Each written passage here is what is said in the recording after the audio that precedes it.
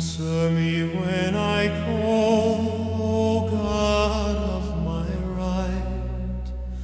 You gave me room when I was in distress. Be gracious to me and hear my prayer.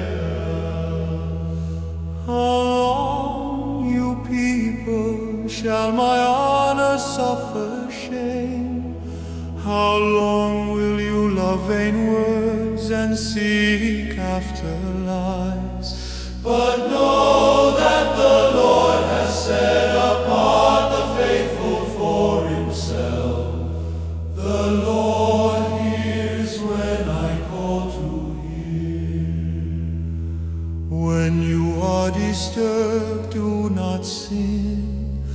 Ponder it on your beds and be silent. Offer right sacrifices and put your trust in the Lord.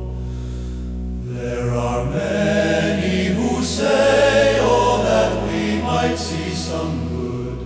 Let the light of your face shine on us, O Lord.